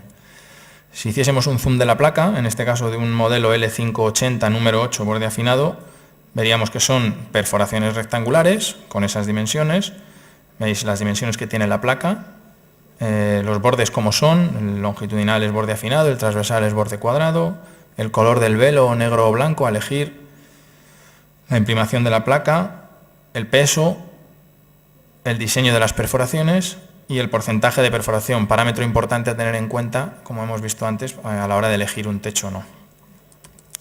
Y si hiciésemos un zoom para alejarnos de cómo es esa placa, L580 número 8, veis que en 1200 por 2400, que es la longitud que tiene, las dimensiones que tiene la placa, hay en este caso 8 grupos de ese tipo de perforaciones que hemos visto, las rectangulares. Si eligiésemos otro modelo, pues el 16 pues tendría 16 grupos de perforaciones. En las características acústicas veis que hay un ensayo acústico referenciado con un coeficiente de absorción ponderado. En este caso tenemos 0,55L. Acordaros lo que hemos hablado antes de esos factores de corrección de bajo, media o alta frecuencia. El NCR y el coeficiente de absorción media. Este es un claro ejemplo en el que hay veces que los coeficientes de absorción ponderado y medio coinciden. Este no es el caso, ¿no? El alfa medio es 0,60 y el alfa W es 0,55L. Ahora, si supiésemos que vamos a tener bajas frecuencias, sería recomendable guiarnos por el ponderado, ¿no? Por esa L que manifiesta. La segunda división de techos continuos sería borde cuadrado. ¿Qué lo difiere del borde afinado? Pues la placa ya no tiene ese rebaje característico que se utiliza para el tratamiento de juntas, sino que son bordes perfectamente cuadrados. Veis que ya no existen esas entrecalles en la instalación. La perforación es continua en toda la placa. La dimensión de la placa es la misma, 1200 por 2400, pero ahora no tenemos esa subdivisión de grupos de perforaciones dentro de esa placa, sino que las perforaciones son continuas. Características: esta placa tiene un microbisel y el tratamiento de juntas se hace de manera diferente al borde afinado. Ya se hace un tratamiento de juntas sin cinta, es un tratamiento de juntas o es un techo que requiere una instalación mucho más minuciosa, realizada con un poco más de mimo y de cariño, porque hay que, aparte de atestar las placas y alinearlas con unas herramientas que también ponemos a disposición del público en general, pues una vez que las tengamos alineadas y demás, procederemos a realizar el tratamiento de juntas con una pistola selladora, con una pasta especial. Eliminaremos las rebabas, lijaremos, en fin, requiere una instalación un poco más minuciosa que los otros techos, pero si se ejecuta convenientemente y con ese mismo, como digo, pues se obtienen resultados muy atractivos. Veis aquí los modelos, pues lo mismo, tenéis a vuestra disposición perforaciones cuadradas o circulares. En este caso también está la posibilidad de la placa perforada aleatoria, que luego veremos algún ejemplo que suele gustar bastante, ¿no? Y lo mismo, estos son sus coeficientes de absorción ponderados. De media, generalizando, tienen coeficientes de absorción más altos que los del borde afinado. Bueno, por una cuestión lógica. Si hablábamos antes que uno de los parámetros importantes era el porcentaje de perforación, evidentemente estas placas que están perforadas en su totalidad, siempre manteniendo esos límites de porcentajes que habíamos dicho, bueno, pues deben tener por lógica coeficientes de absorción, ya os digo, de media más altos, ¿no?, que el borde afinado, donde había menos perforaciones o más placa lisa, digamos. Igual que antes hiciésemos un zoom, estas son las características y un ejemplo de perforación circular.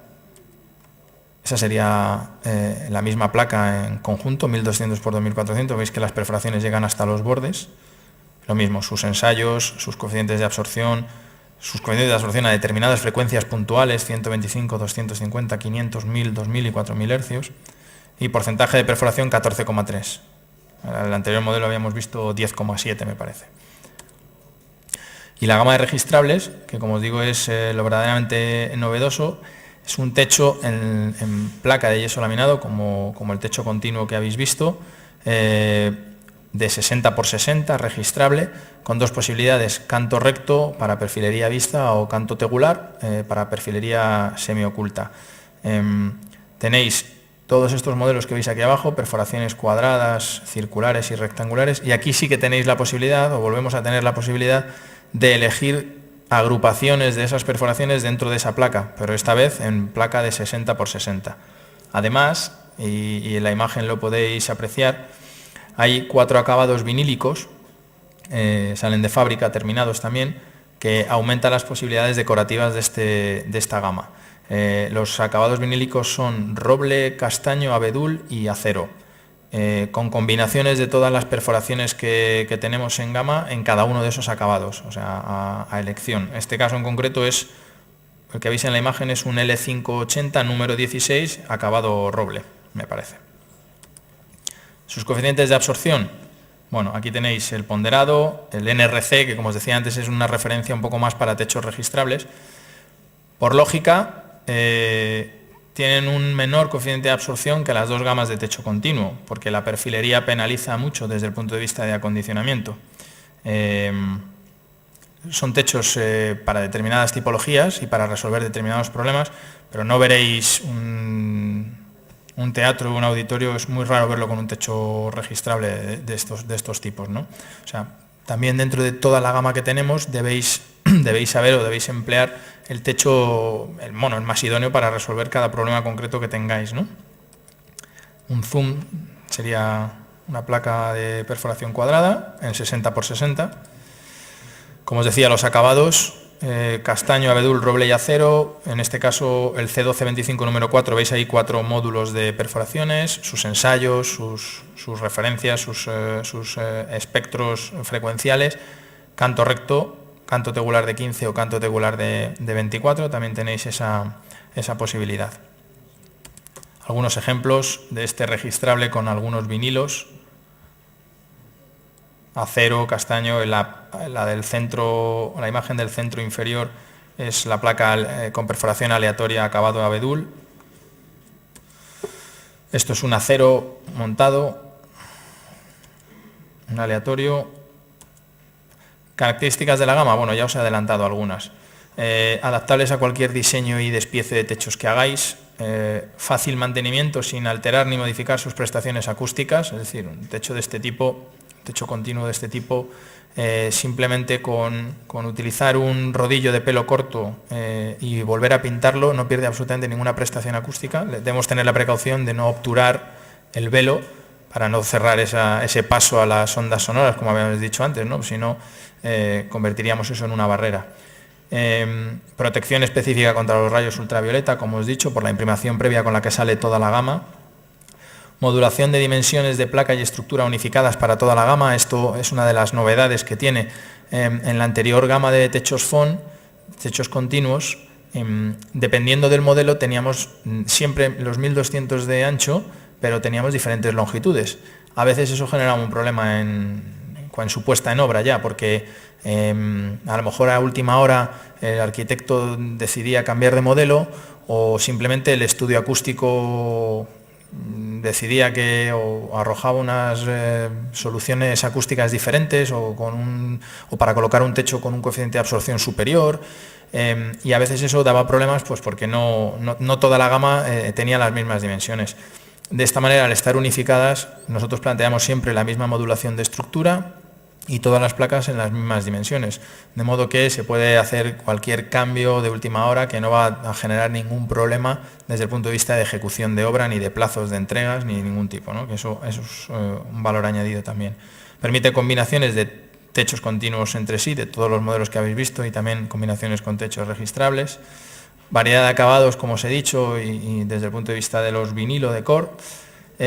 Coeficiente de conductividad térmica mayor, el techo FON tiene un 0,30 más o menos, la placa tiene una densidad superior a la placa normal, frente a los 0,25 o 24 que tiene la placa N, y aplicaciones pues todas las que podáis imaginar, en hoteles, en restaurantes, oficinas, bibliotecas, auditorios, salas de conferencias, centros comerciales, todo siempre adecuándolo al uso al que está pensado el recinto, ¿no? Veis aquí algunos ejemplos de FON aleatoria, tanto en techo como en trasdosado, en un centro comercial. ¿Y cómo podemos ayudar a los prescriptores? Pues bueno, tenemos herramientas, como os he dicho, la herramienta FON HR, que va a quedar derogada en cuanto entre en vigor el Predict FON, entre otras cosas porque el FON HR contempla resultados respecto de la anterior gama. Pero bueno, es una herramienta muy práctica desde el punto de vista de cálculo del tiempo de reverberación. Es muy fácil de utilizar, la podéis descargar, os permite meter la geometría del recinto, introducir si tiene o no tiene butacas, qué tipo de butacas y demás, y os da el tiempo de reverberación, si cumple o no cumple, y dentro de que cumpla os facilita qué modelos de techos fonoabsorbentes y qué superficie de ese modelo habría que implementar. Ya sabéis luego con la lógica propia de cada uno. Como os digo, os vendrá bien para el cálculo del tiempo de reverberación, pero vamos a eliminarla, vamos a quitar de la página web, porque Predict FON está más ligada, o está ligada directamente a la nueva gama de techos que hay, los nuevos modelos y sus nuevos comportamientos acústicos. La herramienta Predict FON, que os digo. El selector de sistemas, que voy a hacer una breve referencia a él porque creo que es muy útil, aunque tenéis un banner directo en la página web, abajo a la izquierda. El selector de sistemas es una manera dinámica de utilizar el prontuario que os lleváis, el documento de sistemas que os explicaba al principio. Es una herramienta muy útil porque dentro del sistema que necesitéis, trasdosados, tabiques o techos, os metéis en tabiques, por ejemplo, y si tenéis ya los datos de altura máxima de tabique o altura máxima de la sala o de las viviendas, lo que tenga, ¿no? Si conocéis la EI y si conocéis el aislamiento acústico, que eso es fácil de conocer, metéis esos filtros y directamente el sistema os filtra de entre las más de 400 y pico sistemas que tenemos, os filtra los que cumplen directamente esos estándares. O sea, yo tengo que tener un tabique de 3,5 de alto, con una EI 90 y con un aislamiento acústico de 45. Bueno, pues metéis esos parámetros y directamente os selecciona el tabique, trasdosado o techo, si metemos otros parámetros, que cumpla esas características. Además, os da la posibilidad, me parece, de generar un presupuesto, os hace un desglose de las unidades de cada sistema con sus rendimientos, un precio aproximado, precio de proyecto, ya sabéis, aproximado. Me parece que hay también una descripción del sistema y creo que en algún caso hay PDF o DWG del detalle constructivo, ¿no? O sea que también es una herramienta muy útil, aunque el documento de sistemas es fantástico, ¿no? Porque es de manual muy rápido, ¿no? Y de consulta muy rápida. Pero bueno, el selector quería contároslo porque es una herramienta que no todo el mundo conoce y es muy, muy cómoda. Y luego, en nuestro departamento de asistencia técnica, a través del teléfono de contacto que tenéis o de la página web, podéis contactar con nosotros y formular vuestra consulta y os la resolveremos. No obstante, a través de nuestro equipo comercial aquí en la zona, si tenéis cualquier duda también, pues son los que más cerca están de vosotros y lo que más rápido y mejor os van a resolver el problema. Además, tenéis a vuestra disposición de toda la documentación que os he dicho, podéis investigar por la web. Nosotros la web la tenemos diferenciada en 4 pestañas: arquitectos, instaladores, arquitectos, distribuidores, instaladores y usuario final, creo, ¿no, Tomás? Distribución, eso es. Yo os recomiendo que entréis por la pestaña de arquitectos, que es la que está pensada para vosotros, aunque la documentación matricialmente se cruza, ¿no?, en horizontal en las 4 pestañas, pero la más cómoda es arquitectos. Dentro de todos los documentos, el sistema CH que os he contado al principio, que también tenéis a vuestra disposición el documento técnico y demás, tenéis todas las fichas de producto de estos sistemas de techos que os he contado. Son fichas que tienen este aspecto. He cogido 2 para poneros el ejemplo.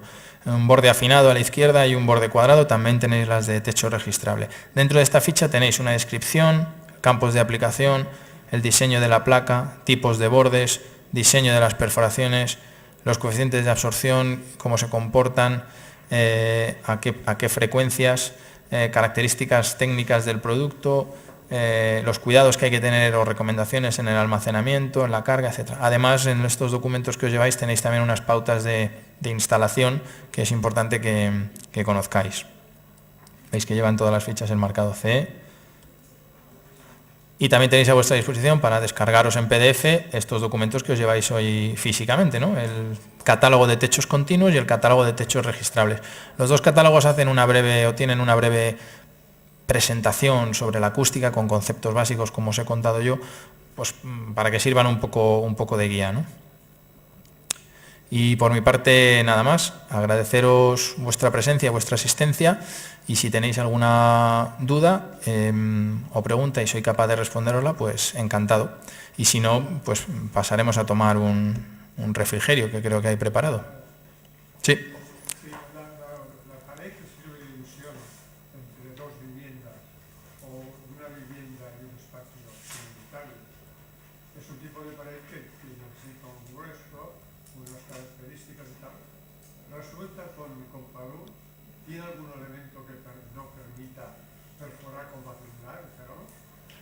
Desde el punto de vista vandálico, desde el punto de vista de protección de perforación. Sí, bueno, estos sistemas se suelen montar con una quinta placa central, pero si no estoy yo equivocado, me parece que también se pueden colocar placas de acero, ¿no, Tomás? Sí, antivandálicas. Sí. La quinta.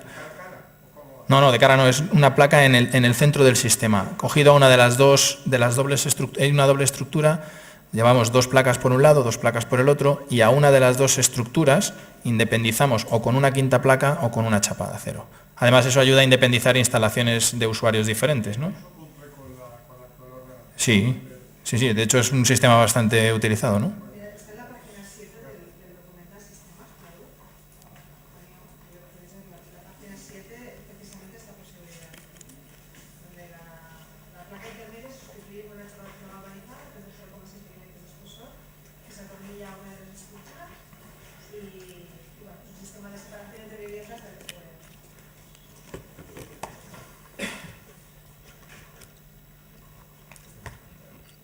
¿No hay más preguntas?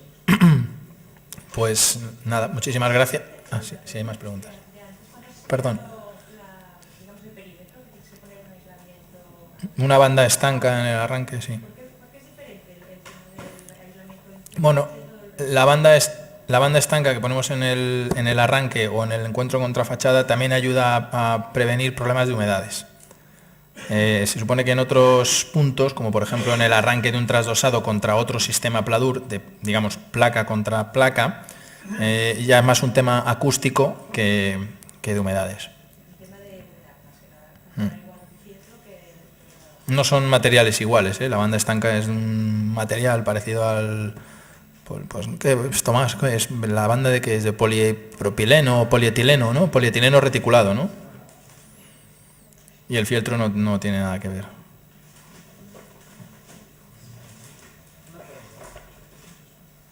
Cuando hablabas de los sistemas de en los huecos de ascensores, El CH. conejos, etcétera, hablabas que no era necesaria una superestructura a la hora del montaje.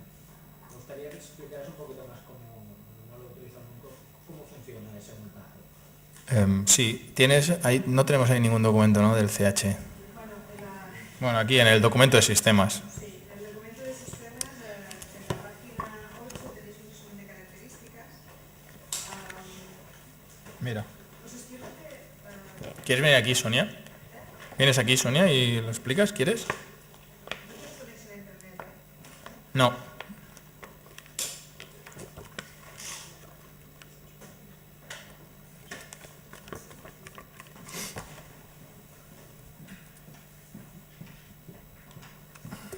Bueno, el Pladur CH es un sistema que tiene una perfilería que es específica de este sistema, ¿de acuerdo? Tiene una canal, que la canal hace 90 de ancho y tiene una de las alas, es más alta que las otras, y el ala más alta es la que va al hueco, a la zona no accesible. Después tiene un montante de arranque que tiene forma de E, que de hecho sirve para que esta placa que os he explicado Israel, que tiene 25 milímetros de espesor, se encaje dentro del montante. Y luego los montantes de modulación tienen forma de CH, lo veis un poco, ¿eh? En el detalle este aquí, el que aparece en la página 8 del documento de sistemas. Aquí el Pladur CH, veis un poco la forma porque esto es una planta, y veis la forma en CH que tiene los montantes de modulación. Y como la placa, la primera placa que colocamos, que es la que va al hueco, a la zona no accesible, va encajada dentro de los montantes. Espero que lo veáis, ¿no? Después nos queda la otra parte del montante, que es donde incluiremos la lana mineral. Y después atornillaremos, tenemos 3 ensayos hechos, atornillaremos una placa de 15 FOC, 2 placas de 15 FOC o 3 placas de 15 FOC, y obtendremos un EI90, EI120 o EI180 en función del número de placas que atornillemos, en los dos sentidos. Es decir, nos protegerá tanto si el fuego se produce en la zona no accesible como si el fuego se produce en la zona desde la que estamos trabajando. ¿Me suena? Mi pregunta iba un poquito más enfocada al cómo montarlo. Creo que habías comentado que la no existencia de medios auxiliares a la hora de... Sí, se trabaja no desde el hueco, sino desde dentro del forjado. Desde dentro, Sí. Claro. Por eso solo se trabaja canal superior, Como un canal inferior. sistema normal, y luego, como dice Sonia, vas encajando las placas y luego ya terminas el sistema hacia adentro, atornillando ya en la otra parte del montante. No se necesitan andamios desde la otra parte porque solo se trabaja desde la zona. De manera que el hueco queda como ves ahí en la imagen. El hueco interiormente queda así. Exacto, desde dentro. Desde dentro del hueco. Desde dentro. Por eso ves las placas encajadas en la perfilería. Hay un patinillo. El de abajo es un hueco de ascensor, yo creo, o es el mismo patinillo. Sí. La placa FOR, hablabas de unos ensayos a 60 centímetros de pleno. ¿Puedo colocar la lana en la parte superior no pegada a la placa? Si hemos hecho algún ensayo colocando... No, que yo sepa no. Los ensayos son todos con la lana apoyada sobre la placa y el plenum después, detrás, el plenum lo que queda hasta el forjado. Tiene sentido porque el sonido cuando perforas, cuando se pierde en las perforaciones de la placa, que se encuentre inmediatamente la lana es lo que hace que ese sonido quede más atrapado, que absorba el sonido. Pero el material con mayor absorción acústica es una ventana abierta, me refiero. Si El aire. pasara al pleno, en el pleno el sonido se pierde, la vuelta del sonido a la sala es mucho más difícil. Es más difícil si la lana está sobre el forjado, o sea, pegada al forjado y tuviésemos el pleno entre medias. No, yo creo que no, porque... Bueno, si pasa el agujero y no tiene una lana que absorbe inmediatamente ese sonido, pasará por el agujero inmediatamente. Pero el momento que pasa el 100% de la superficie del agujero dentro del pleno, luego cuando llega la placa, al forjado. arriba, Se intenta que llegue el menos posible ese forjado porque tenemos inmediatamente encima de la placa una lana que absorbe. El funcionamiento de los sistemas Pladur en en tabique. El aislamiento es por masa, resorte, masa, y lo que es el resorte es esa propia lana. El sonido entra por la placa con una intensidad y en un porcentaje, y gracias a la existencia de ese material absorbente o de ese disipador sale mucho más debilitado al otro lado del tabique. El concepto sería el mismo, es decir, encontrarnos la lana pegada al sistema, a la placa de yeso laminado. Al menos es como lo tenemos nosotros ensayado. Sí, bueno, pues todo es planteable. Sí.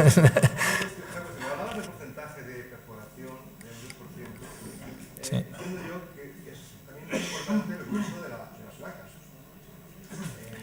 El espesor de la placa. Porque no es lo mismo proponer unos agujeros en un índice determinado en el que el sonido pasa al agujero de mayor o menor sección. Claro, sí, por eso lo primero que comenté es que dependiendo del espesor tenía mejor capacidad absorbente o no. La gama son techos de 13 milímetros, pero si fabricásemos esta misma gama en 15 sí funcionaría mejor. Sí, porque por ese mismo concepto que estás explicando, sí. Y en todo caso, comentar también que en el tema del tiempo de reverberación existen publicaciones en el que para cada uso concreto aparece el tiempo de reverberación óptimo. No hay vuelta de hoja en ese sentido. Sí, bueno, yo hago referencia solo al código técnico, que es en base a lo que nosotros tenemos que proyectar. El proyectista lo deja un poco a libre albedrío. Que el proyectista no a libre albedrío el tiempo de reverberación que tenga que cumplir en cada edificio, sino la lógica disposición de los materiales absorbentes. Sí que hay publicaciones y estudios, pero claro, lo mismo que si yo encargo un estudio acústico. Ahí me definen no solo qué material tengo que poner, dónde lo tengo que poner, e incluso te prescriben marcas comerciales, ¿no?, directamente. O sea que sí que es cierto, hablo desde el punto de vista de alguien que maneja el código técnico, que no tiene obligación por código técnico de pedir un ensayo, un estudio acústico específico. Pero sí, evidentemente hay muchísimas publicaciones. Sí.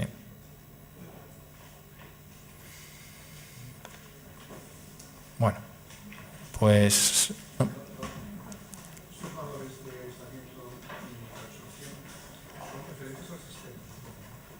O sea, incluyen aquí las placas, las placas, incluyen también las bandas elásticas, los bandas absorbentes, y todo el sistema. ¿Es así? Valores de aislamiento acústico. Sí.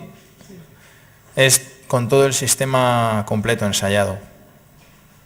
Con la ejecución. Hay una dependencia importante de la persona que ejecuta, ¿no? Sí. Todo eso. Sí. Como en todo, la ejecución es fundamental. Si nosotros como fabricantes proponemos y invertimos dinero en fabricar un sistema, en hacer ensayos, y luego llega alguien y no nos pone las bandas o no pone, pues... O no hace tratamiento de juntas en las placas intermedias, o no, si hay doble placa no contratea. Bueno, es la manera, es como todos los sistemas, ¿no? Se deben ejecutar de una determinada manera, y bueno, la TEDI está también en nuestra página web cómo se deben ejecutar los sistemas CLADUR. Son 4 cosas básicas a cumplir para poder. Las placas, cuando van las vías, cuando van ocultas, cuando van flameantes, acaban rectas, todo esto cambia entre los valores del sistema. Sí, cuando las Es que no te entiendo la pregunta.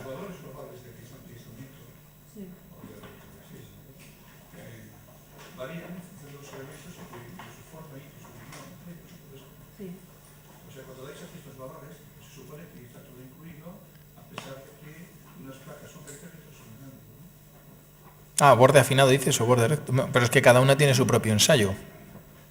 La borde cuadrado, los valores que ves ahí de borde cuadrado son ensayados específicamente con placas de borde cuadrado, conforme a TEDI dice que hay que instalar las placas de borde cuadrado, con la modulación de estructura a la que hay que modularla, etcétera, etcétera. Que nada tiene que ver a lo mejor con otro tipo de placa, que estará ensayada conforme a esos criterios o esas recomendaciones que dice a TEDI. Nosotros al final nos ceñimos también a ese manual de instalación o a esa normativa de instalación de placa de yeso laminado que fija TEDI.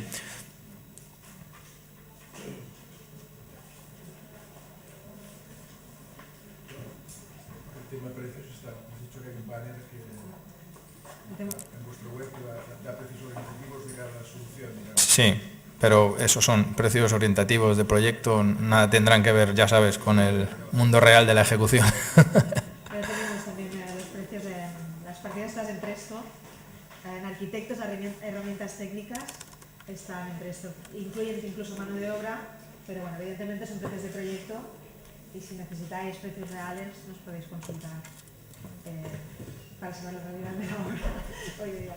Pero sí, te orientan un poco, ¿no? Para saber el sistema cuanto más caro es, tener más barato. Pues nada, ya está. Gracias.